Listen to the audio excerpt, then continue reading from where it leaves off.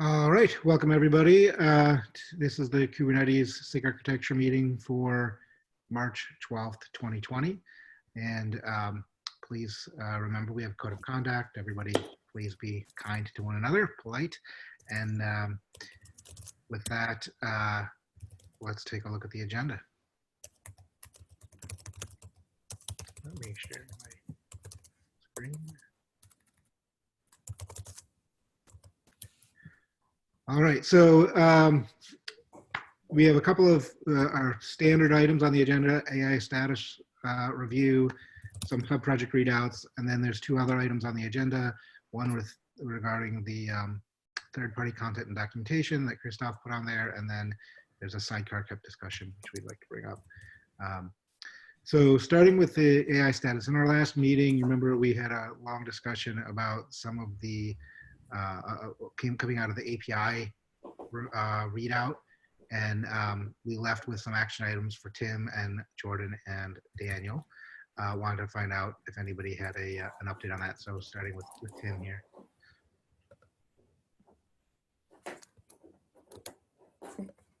So update changes guide for defaulting. Oh yes.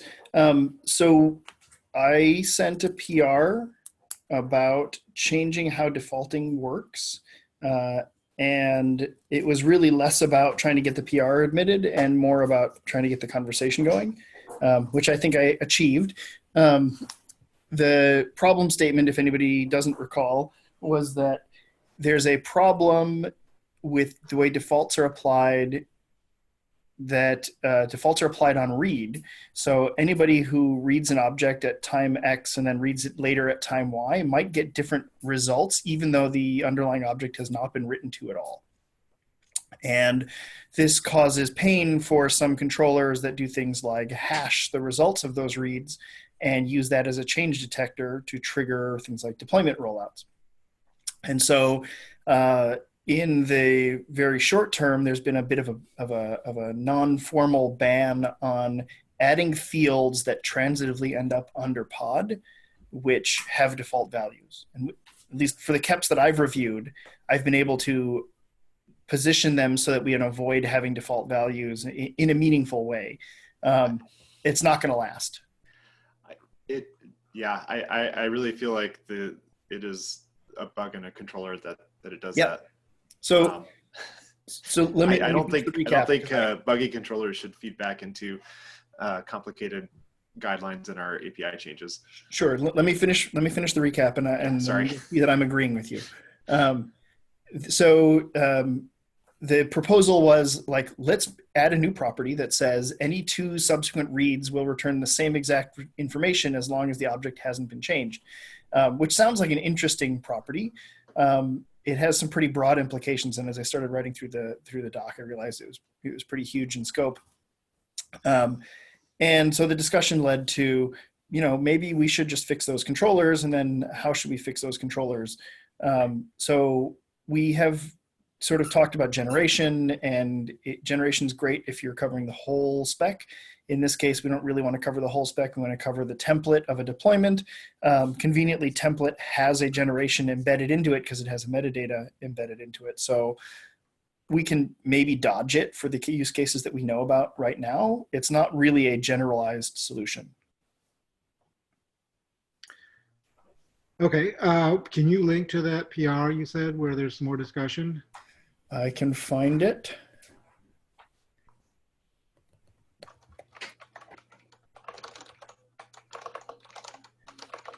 So I think in this meeting, we have a lot of stuff and I guess as David's saying, this is more API machinery detail.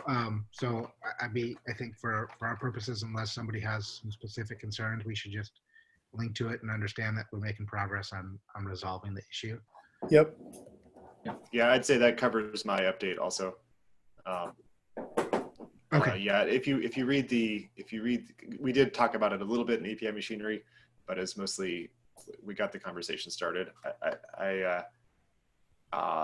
Like fixing our documents is a huge task, and I don't know if anybody has the bandwidth to sign up to own that right now. So I think that's a separate issue. So I watched the 10 minutes or so of the recording, and there was clearly two issues. One is our docs are weak here. The other is, what do we do about this case? I think we need to figure out what we do about this case, and whether we need a more general solution or not.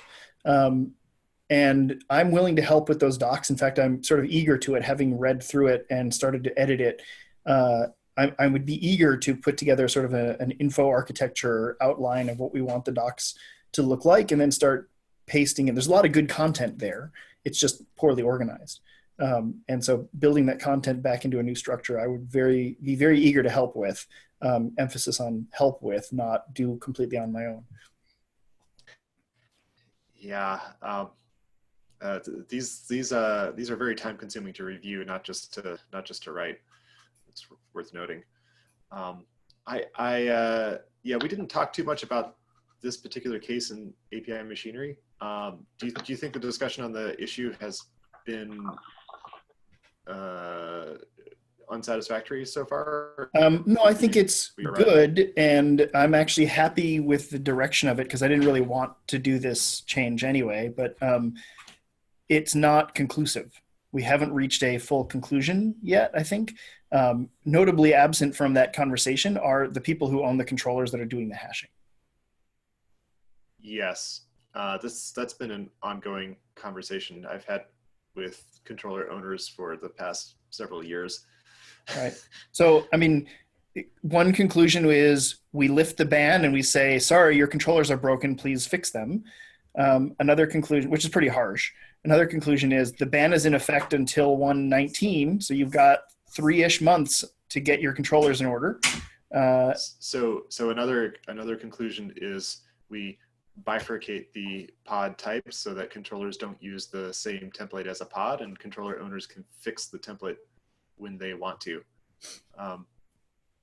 That, of course, means that users wouldn't be able to trigger the new features through the controller until the controller is updated. So that's not great either. Yes.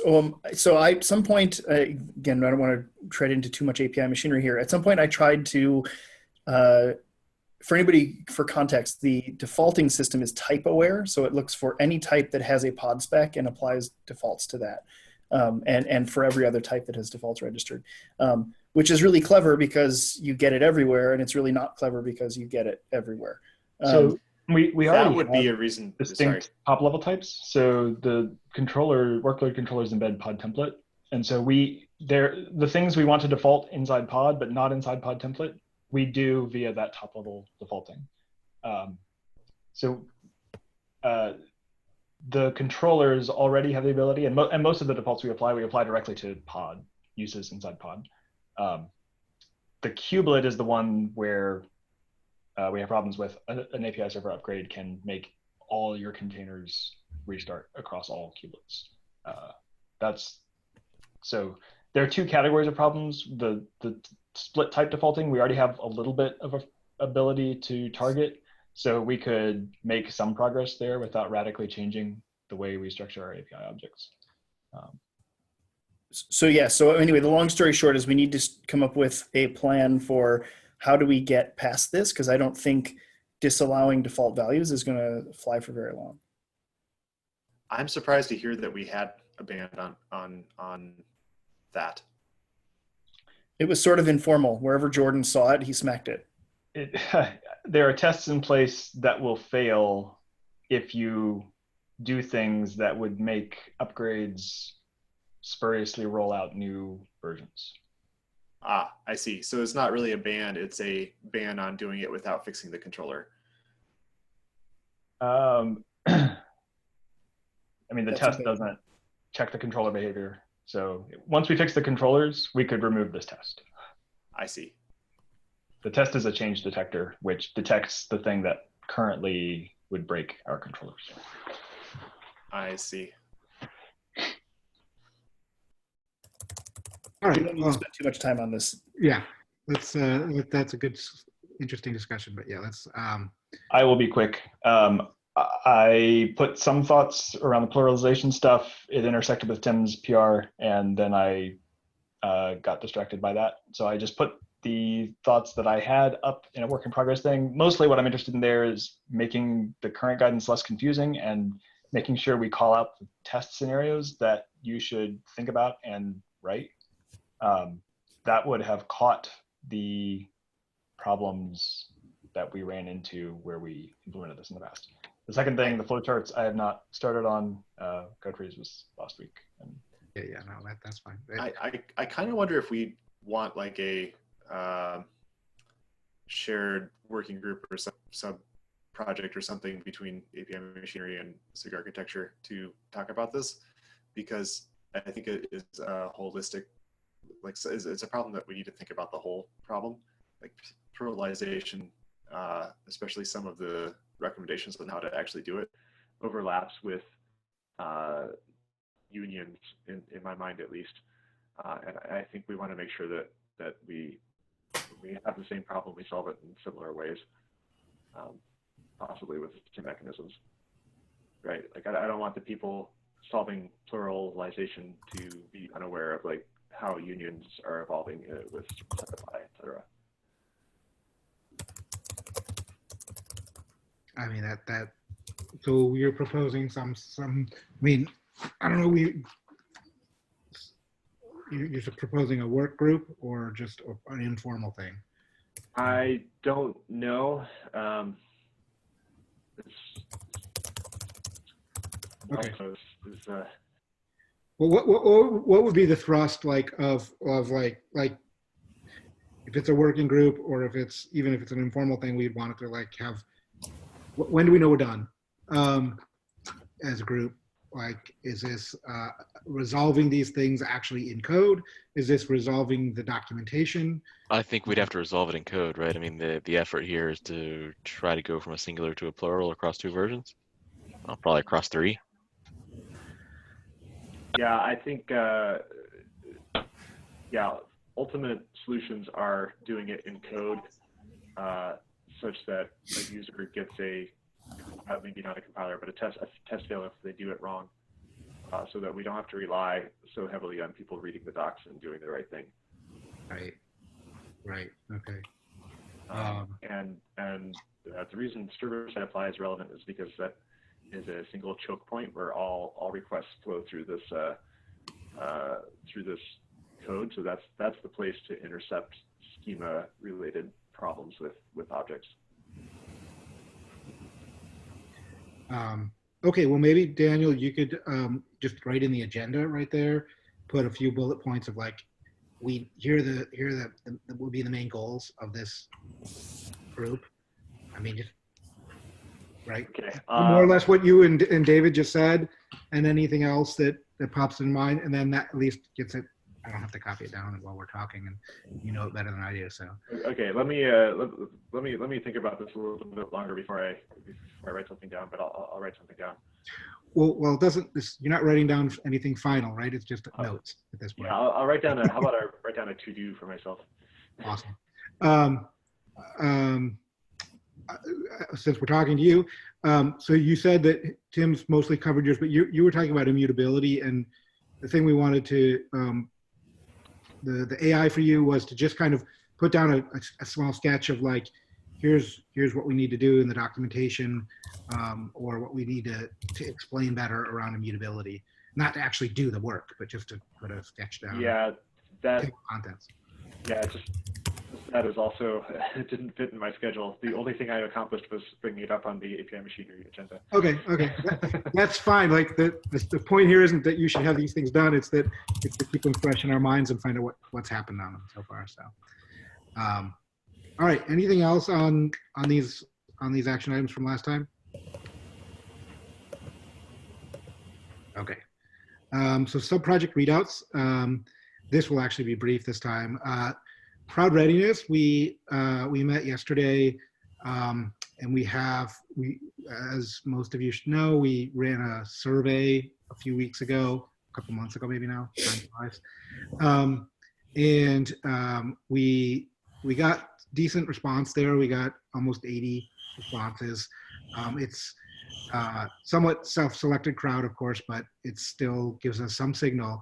So we went through a bunch of questions, and we don't have anything prepared right now to present, but I think the next time we come back, we'll have a deck that we can go and talk about our conclusions and interesting things of note. I don't know, David, if you want to mention a few of the things we noticed yesterday. I will say that one of the things we noticed was that people have gotten very used to depending on beta features, and that one likely outcome is resurrecting the no perma beta cap, and finding and enumerating all that remain, notifying them, and then seeing if we can go ahead and push that through to be merged. The vast majority of clusters were relying on beta features. Yeah, very, very small percentage of respondents disallowed beta features in production, and a very small number of them disabled specific beta features for any reason. The other thing that was shocking and a little bit scary was that a very large number of people enabled alpha features in production clusters, which was a little worrisome. But we'll go more details on that when we actually have it, something, I don't know, a little bit cleaner to present. Right now it's more ideas and raw data. On conformance, Hippie's not here today. I'll just say quickly, you know, we're continuing to chug along on covering things, and not much to report there right now. I did want to call out the GA only with an asterisk. CI job is now in place and blocking the release. So Yes. the only exemption is the certificates API feature. So everything else in conformance requires only GA APIs. So we now have enough actual, yeah, we can now run it without relying on any beta features other than that one. That's pretty awesome. Okay, any other comments before we move to the next one? Okay, Christoph. Hi, everyone. So I wanted to bring up a CAP that was sent out to the SIG architecture mailing list. This is the CAP on third-party content and documentation. I'm helping SIG docs kind of move this one forward. It initially arose out of, SIG docs had a policy existing internally around dual source content. But in particular, there's been, changes where commercial vendors want to PR changes into docs that feel more like a vendor pitch than something that is specifically focused on the open source upstream documentation. So SIG docs kind of created this CAP to have a written down formal policy that kind of encodes, okay, these are the things that we're going to look for when we're dealing with documentation, so that they can have a consistent policy across everything that they publish around what is okay to go into docs on the official Kubernetes.io website and what is not, what feels too much like a vendor pitch. It's been reviewed by a number of folks from SIG docs and from around the community. I know since the call went out to SIG architecture, I know Tim Hawken has had a chance to review it.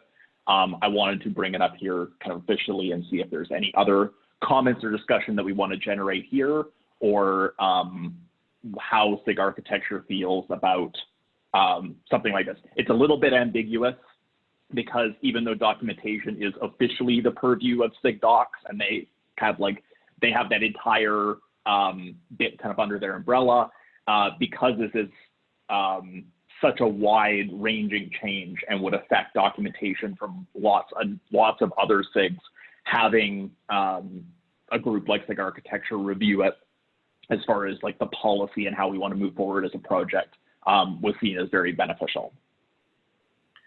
So Christoph, I was just looking at that, trying to catch up on the history, because I remember this came up here a couple months ago, and I think we asked SIG docs to go to steering, and then I heard steering said to go back to SIG Arch, which is kind of a difficult place to put the docs team in.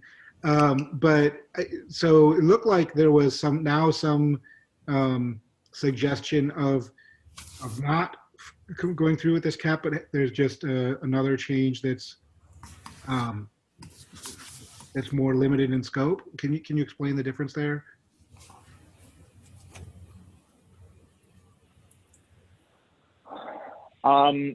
So you're asking specifically about the PR.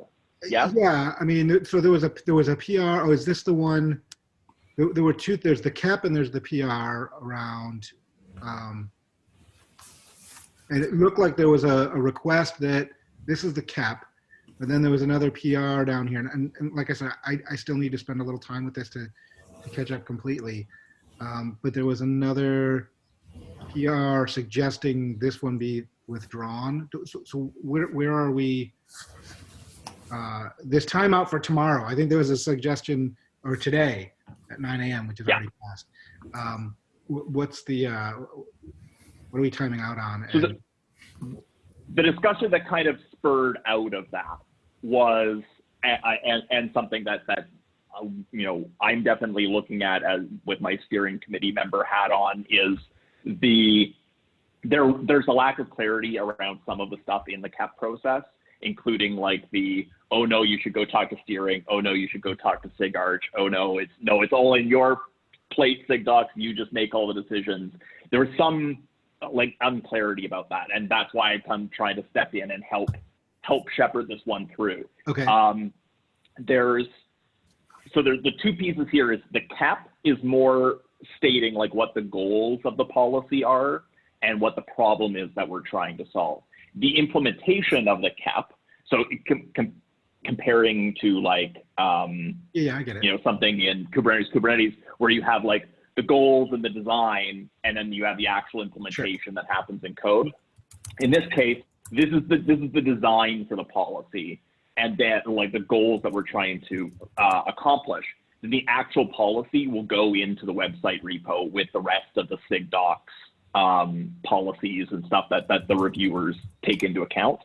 The reason that I was pushing like the backing off on the CAP and putting it just into the website repo was SIG docs basically throwing up their hands and saying, this is really super complicated and we just want to move this forward in some fashion. I started advocating to go ahead with the CAP process itself, even though it's a little bit ambiguous and painful right now, because something like this, such a wide-reaching policy and saying like, hey, we as a project have these values and we want to apply these values in our website and in our documentation. Having that encoded in a CAP and have the specific goals encoded in a CAP it basically provides us with a design document to go back to in the discussions around it. Sure. That if there's future challenges, if there's future changes that we want to make to this policy, we have that history encoded in a CAP, even though this isn't necessarily going to be implemented in code. Sure. So I'm definitely a supporter of let's do this in a CAP. Let's get the CAP reviewed and sign off and go through that process, even though it's more complicated to go through that process because the process for CAP is really designed for code. But okay. So the CAP was intended to get more visibility on the goals and make sure that we agree to the goals before we actually implement the policy. Yeah, and it was a policy that affected existing content that had been assembled and was being maintained by other SIGs, and so like we don't really have a process other than CAPs for getting agreement and like cross SIG communication on a thing and then documenting it. So that was right. So what I was confused was by this I guess this message saying, hey, let's just time out and withdraw this and do this. So I guess by saying withdrawing it, they were saying accept it as approved, essentially, implicitly. At that point, it was withdraw it as we give up on the CAP process, but we're still going to try and move ahead because we have like general rough agreement. Okay. And that's where I tried to get involved and say, okay, I'll help with shepherding through the CAP process and I'll try and help bring this to SIG architecture and bring it to this crowd and try and get kind of a community consensus. Because with my steering hat on, steering is a governance body, but delegates most of its authority out. Yeah. And as far as like a cross SIG body to get acceptance for like a wide sort of technical kind of change, SIG architecture is the best forum that we have for that, as opposed to steering. Okay. Okay, so current status is that what we need to, we're past this cutoff, but I think has it gotten, I haven't had a chance to fully catch up on it, so I would like to do that, but I guess it looks like it's gotten comments from a number of other folks at least. Is there anything, your goal here is to bring it to the attention of this everybody in the SIG here, or and get a little more feedback before we go forward with it? Is that what you're thinking? So at this point, like, it's definitely been through a number of rounds of feedback. Yeah.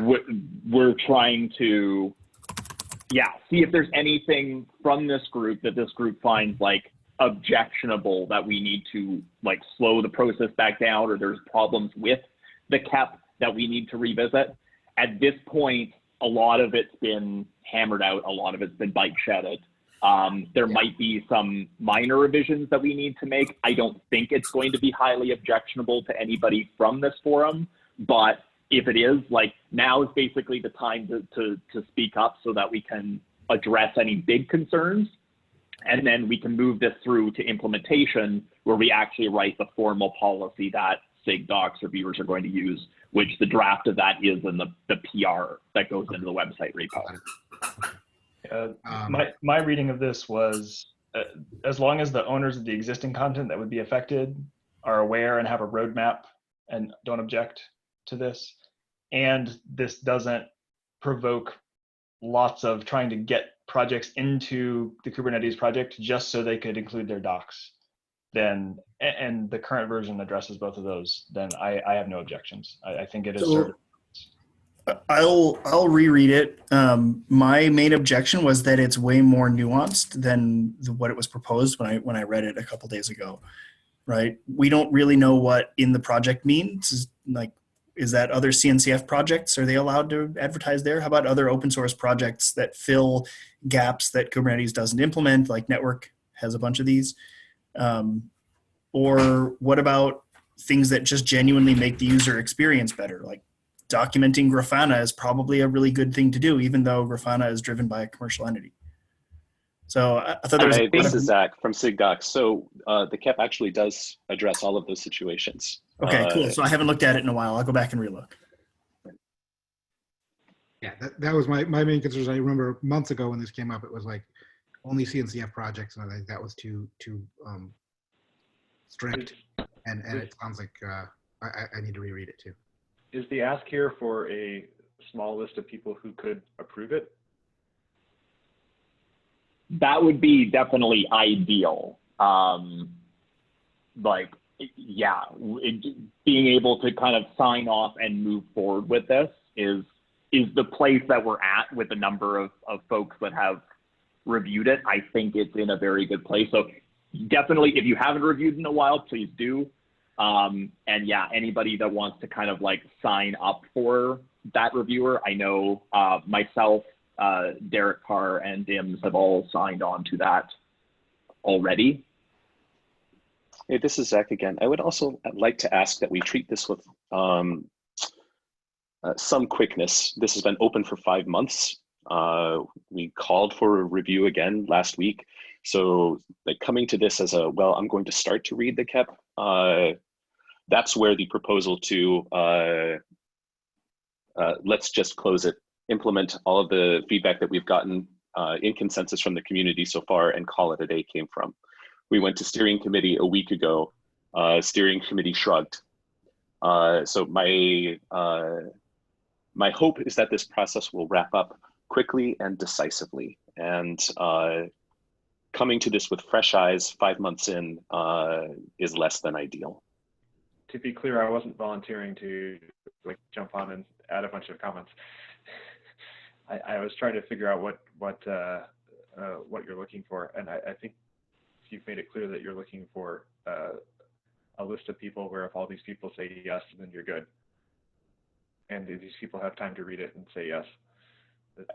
Is that close to what you're looking for? Yes, it is. Thank you. Okay. What SIGs do you believe need to say yes?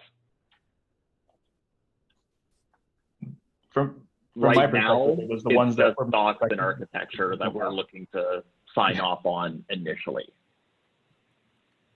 Yeah, All so right. that was my understanding as well, Christoph. So like, I had reviewed it over the weekend. I thought the attempt here to define a policy was better than the absence of a policy. So this felt like an improvement. And I know Jordan had reviewed it as well. So like, I'm happy to help shepherd that with Dims or Jordan or myself, but it seems like at least two folks here in SIG Arch were okay with it. If we want any other folks to weigh in the next couple of days, we can do that. So my suggestion would just be for SIG architecture to delegate somebody to go read it so we don't all have to and say yes or no. I don't know if that's common practice or not. I think that's reasonable, and I can do that. I can't do it today. I can read it tomorrow. And Well, it seems like Tim has already made a pass through it. yeah, So that'd be fine too. I will again. I'm reluctant to sign up for being the canonical approver of this, but I've opened it up, so I will try to take a look at it today. I guess the other way you could phrase this is anyone unhappy if myself and Dims act as canonical approvers for it? Or No, Jordan, myself, and Dims? I trust that you have the context and understand the nuance. Okay. Like I said, the feedback from my side was addressed, so I'm happy with it. And the owners of existing content that would be affected by this also weighed in, and their concerns were addressed. So those two things were the main things I wanted to see out of this, and I feel like that was accomplished already. So I'm happy. Okay, so Derek and Dims, if you're good with it, I think we're good to go. Yeah, that so works for maybe me. just record Jordan's approval here as well, so we can add him into the approvers list, and we'll each all give our +1s, and last +1 will LGTM approve. Okay, awesome. Wonderful to actually Thanks, everyone. done. Thank you very much. All right, thank you, everybody. So last thing we wanted to bring up was the sidecar KEP discussion. So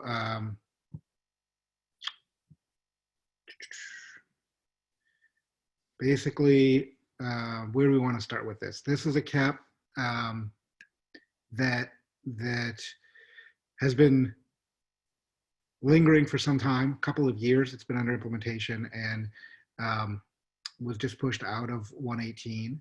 And so, you know, this was a very bad contributor experience.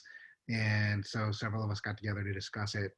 And Tim wrote up this note after our discussion. And I don't know, Tim, if you want to hit the highlights or I should go ahead.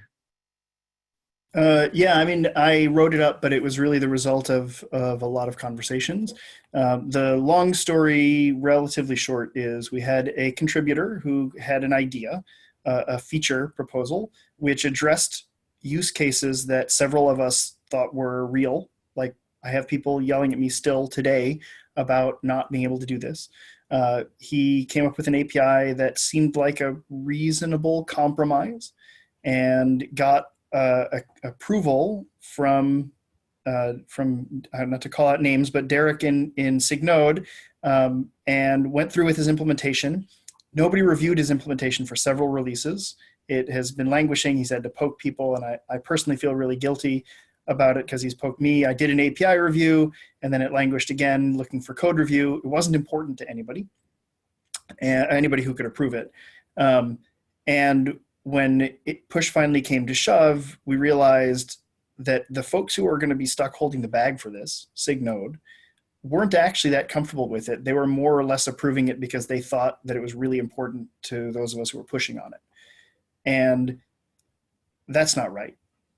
And so we put the brakes on it, and we talked about how do we sort of express this? How do we do a little bit of a social postmortem on this? And so we tried to write this, got a little bit long, but this post about where we think the process went sideways.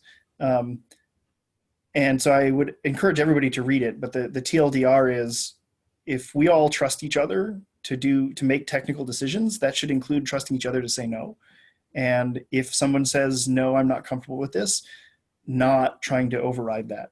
And so I feel like, we pressured SIG into approving this KEP when it maybe wasn't the right design. And we should not do that. For this contributor, it's unfortunate because we have a design that actually solves real use cases. We have a contributor who's actually worked really hard to get it this far, and we're kind of putting the brakes on it. And we don't really have a clear metric for what he needs to do to fix it.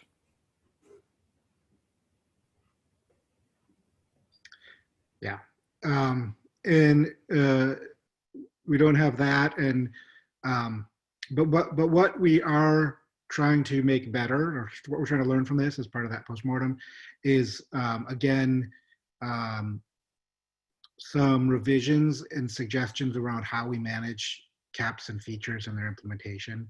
And so one thing we're going to do is propose the idea of any given KEP that's coming to a SIG have a shepherd, and that shepherd is somebody that's, we have to debate the exact bar, but it could be, I think the way David put it in the comment, it's on maybe on the KEP on KEPs, the other one we talked about earlier, I believe. The changes to the KEP process, we would like to add in the idea of a shepherd for a KEP, and that shepherd is somebody who will really be sort of accountable for moving that KEP through the process to delivery. The bar for that, as it's written in the comment, is tech lead for the SIG, one of the tech leads. I'm not sure if that's the right bar, but we can kind of debate that. But it has to be somebody with enough investment and involvement and credibility in the SIG that they can actually get it done. And part of the problem is that in this case, the contributor, this was somebody who was relatively new to the community at the time, and really this is the main thing he was doing, which is great, and we want to be able to grow people in that case, but without real investment from somebody who is very closely involved with the priorities of the SIG, it's difficult to make that happen. So anyway, that's one of the proposals, is to do that, is to add a shepherd to move it along. Another thing that we saw happening here is that over time, our understanding of the problem that the KEP was trying to solve changed. And so we don't have anything in our process right now around KEPs to give them any kind of timeout or reevaluation. Somebody could come along, write a KEP, it could get approved as implementable, and then that person could change jobs and no longer be involved in Kubernetes, and it would sit there as implementable for 2 years. And then when we bring it up, when somebody somebody new comes along and says, this is great, I want this, it's implementable, and starts to implement it, they could be wasting their time because the project could have moved on in a different direction, or maybe it's just not as relevant anymore for whatever reason, or it doesn't even work. The design is not the right design anymore. So in any case, to make it, to not blather on too long, the idea would be two things. One, the shepherd, and the second thing, the ability to reevaluate KEPs sort of on a timeout basis, which we're also talking about doing, and it comes out of production readiness too, with the beta features, and even with just moving from alpha to beta to GA. I think we need to put some timeouts on these things, or mechanisms where if it doesn't happen, it gets reverted, or it gets, at least there needs to be some kind of exception process to say, hey, we still need more feedback, say, to go from alpha to beta. But anyway, that's. One note here, I think this one also ran into scope, which is the scope of changes to certain parts of the product or project are dramatically higher in terms of interactions overhead. And we don't do a good job of assessing that in KEPs. It's something that a skilled person can probably gut check, but it doesn't show up in the KEPs. I'd like to see a little bit more rigor in the KEPs of the SIG probably needs to make some rough, we need to figure out a way to at least make some rough estimate, because if like ephemeral containers took 2 years to get to alpha, and I think it's the one where, you know, any of us looking at it be like, yeah, it's going to take a really long time to change the pod life cycle, but we didn't ever really put that. That's not something that's in the KEP metadata. It's not something that we talk about in terms of prioritization of KEPs and realism of KEPs. I'm not sure that it has to be super formal, but more honest discussion around scope and time investment required to drive to completion would probably help.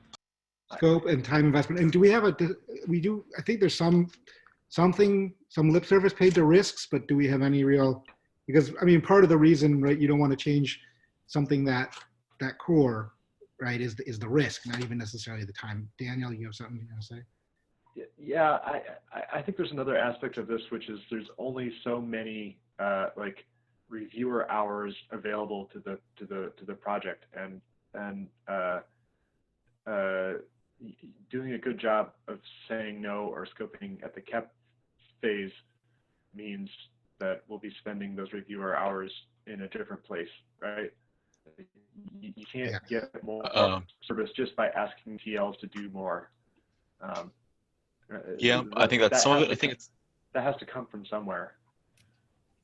I think opting in as someone who, I like this and I would shepherd it through, is at least a way for someone to opt in and say, yep, this is important enough to me. It's a high enough priority for the SIG that I will help get this in, not just if this appeared in the product, I wouldn't be upset, which I think is the current bar. Exactly. Yeah. Yes. Yeah, I agree with that. And I don't mean to say that this person didn't have a really terrible experience. And I'm sure that they're not alone, actually. And well, this particular case gets weirder, right? Because the people who wanted the problem cases resolved were like Clayton and I, who carry some amount of credibility, and Derek also carries that credibility, and yet didn't feel like he could say no to the two of us. Well, to be clear, I said no to Clayton a number of times next to my desk, and then which is why the Slack thread here is making me chuckle, which is like we had disagreements on this. My concern is like even going back to the earlier discussion on production readiness, which is once it got in here on alpha, I felt like people would use this. And I didn't think it was, when reviewing the PR, thinking, is that responsible given what we see? Yes. And perhaps the real answer here is to have actually said this needs a bigger, deeper, more thoughtful design, and nobody has the capacity to drive that right now, and we're sorry, right? Yeah, I think that's what I would say is that ties into scope, right? It's the design time, and then it's the iteration time, and then it's the brain power required for someone to page back into large chunks of the code into their mental cache, which only ever comes out of the budget they have, which is like the combination of resources. So it's like, I think we're still being, for a certain subset of KEPs, we're not correctly scheduling KEPs into the available time realistically. Yeah, and having somebody the macro sense of like, we say alpha, and that meant a lot to maybe Tim or Clayton or myself, but then I've observed in the real world that like the earlier conversation we had is very timely. Like, I'm aware of people offering alpha to end users, and it scares me. And well, so to give you the numbers on that, Derek, with those with between 100 and 1,000 nodes under management, I believe it was 1/3 had enabled alpha features in production. Right, that's terrifying. Huge. And so that was what led me to thinking, like, in a world where people are doing more preemptible VMs, doing more sorts of things exotic around Cube, like the alpha criteria, we said this is not needed for alpha, but maybe for beta, like that meant 1/3 of those users might be hitting unexpected outcomes. We're trying to bias towards action and trying to unblock people, but we've reached a point, at least for some of these subsystems, where that's really the wrong thing to do. And I think in this case, we were trying to say, well, this seems like a good enough use case or good enough solution for the use cases, and it's got some corner cases and we can live with that. And I think actually you weren't ready to live with that, and I was not the one who was going to have to live with it. So that really wasn't my call to make. So I think wanting a SIG TL to champion, like actively support and drive KEPs, and not just sign off and be like, yeah, I'd be okay with that. I think that's better than our current state, but we should be honest with ourselves about how many fewer KEPs we're going to put through under that model, because there's only so many SIG TLs and we only have so much time during the day, right? Yes, that's why I said I don't know that TL is the right bar, but I think we can discuss that more. Yeah. I would have been happy if there was, like, let's rewind the clock to the beginning of this proposal, and we should have said, boy, SIG node people are coming at you from the SIG network side. This is a real problem for some SIG network users. It's really important to us that we find a solution here. You know, is there somebody that you can delegate to within SIG node who is willing to shepherd this all the way through, who is willing to spend the time up front to work on this and get the design right so that we don't have these caveats on alpha? Yeah, you need like an officer that the SIG can delegate to. Yeah, I think we should also queue up a follow-on discussion, not here, on alpha and whether we're doing the right things with regards to alpha features for the users. Like 1/3 of people turning on alpha features is probably not what we intended with alpha features at all. Yeah, that's enabled an alpha feature at some point. So let's not. I am aware of multiple people running important infrastructure in production on alpha features that we have told them not to do that, and they don't listen, and that is not good. But we can update API machinery. If you turn on one of these, we'll just randomly fail some of your API requests, just because. More than normal. Ouch. Yeah, see the other conversation we had on API machinery yesterday. So to this particular KEP, like, the use case still exists. And I still have people who literally this morning were asking me what's going to happen with this now that you've completely crapped on it. And I don't have a really good answer for them.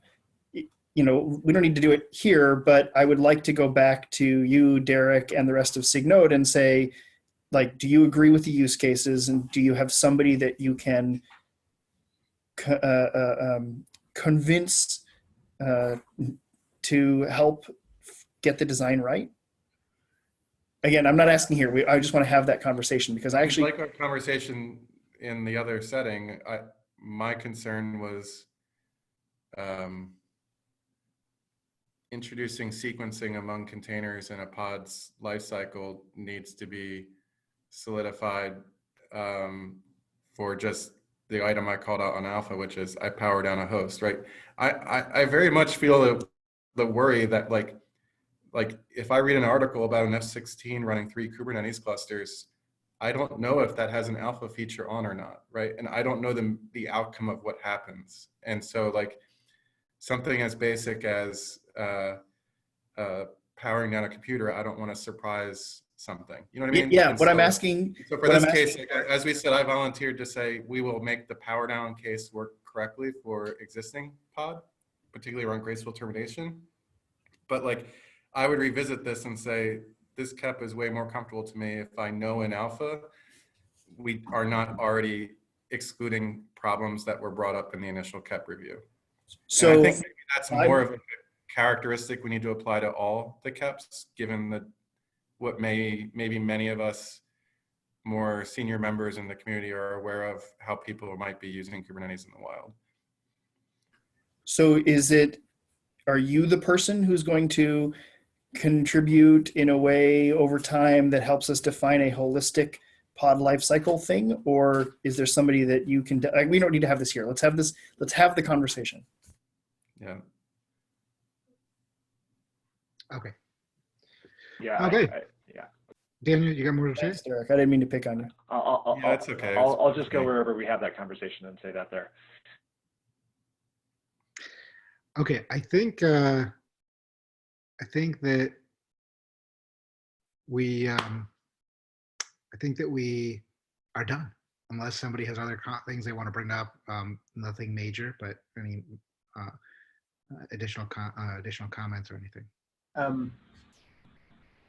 I had an additional comment that I wanted to add just in general. So I noticed as I was kind of digging through some problem debugging that there's a lot of areas of the project that seem to be loosely covered under both people actively spending time on it, or ownership is kind of, people are pulled in a lot of directions. I think maybe it's a queue up topic for next time. But some of the areas of the project feel a little haunted forest. Haunted forest is a strong and unfortunate word, but there's areas that I think the knowledge in people's brains has decayed. And so as I was refamiliarizing myself with some parts of the code, I was kind of asking, I saw a lot of things where I was like, oh, that's not right, that's not right, that's not right, that's not right, which got me thinking, you know, are we doing enough as a project to encourage the sorts of things that would bring these back into people's caches in a way that takes domain knowledge and transfers it to newbies. And we do some of that through API review, we do some of that through KEPs, but like in the example here, I've been deep in the kubelet for a couple weeks now, and I just keep finding things. And there's lots of people who have the domain expertise, but they're all pulled in a lot of directions. And I found enough stuff that was fairly low hanging, but required a fair amount of skill to ask, you know, is the balance of where we're forcing maintainers to, or where maintainers are spending their time, is there some things we can incentivize that would get a little bit new eyes or fresh eyes, or longer term look on some of these components that haven't been touched a while? Not necessarily arguing for going and changing things, but Clayton, can I ask, when you say there are things you're finding, these are things that have been there for years, these are things that you think have been added because the reviewers didn't have enough? I found something that I was like, this is horrible, we should not be doing this. And the person who added it was me 5 years ago. And that was one of those like, oh, that's not good. Yeah, just there's bits of the code that are pretty old, that there's bits of the code that are very new. It was useful in this context for me. It got me thinking about the, I'm bringing a lot of how the system is supposed to work and how the system is actually working into view at the same time. And it was very useful, at least in terms of like, oh, this is a bug, but I don't know that any individual person who comes in and looks at this code would have necessarily spotted it. What can we do more to incentivize the sorts of cross-project turning over the compost pile occasionally? And so we can queue it up for next time, but I just wanted to put that out there. Okay, yeah, if you want to put that on there. There's a little section up here for future items if you want to put it on there. I do wonder, like, right, making changes, I wouldn't want to just go in and fix bugs that haven't manifested unless they're really critical, because we might break something else. Yeah, and some of this is, it's actually less about the fixes than making sure we're putting ourselves back in it. So like, that's a great example, and I was talking about this on SIG Node, is like, it sometimes takes up to 20 seconds for a pod status update to propagate from the time it happens back to a user. And just, that's like this is like a tail latency thing. It's something that SIG scalability could own, but nobody probably would have brought it up to SIG scalability unless somebody had been looking at it. And so looking for opportunities like that for what I would call casual review of what we have created over the years in a way that relooks at things with a fresh eye, I think might be very useful. I think it's like a different type of KEP, Clayton, right? Or it's like, it's a different type of user who wants to come in and say, goal, make pod startup times 10x faster than present, right? And the more frequent KEPs we get are introduce a feature delta. Maintenance. Maybe I would wonder, like, if we had a scoreboard as a community to say, this is how fast things are now, this is what we want to get better, would we get a different angle of contributor? But there's probably ways we can figure that out. But it's more the end-to-end mindset. Maybe that's a good way of framing it, Derek, is like, have we reevaluated some of our end-to-end goals for the project in a long time? And that's what can SIG architecture do to incentivize or suggest or enable other SIGs to suggest or support? Well, and the structure of SIGs honestly does not lend itself to end-to-end thinking. Absolutely. So, okay, that's a great topic for next time, I guess. All right, thank you, everybody. If there's nothing else, let's call it for today, and have a great couple of weeks. I hope everybody stays healthy. Thank you.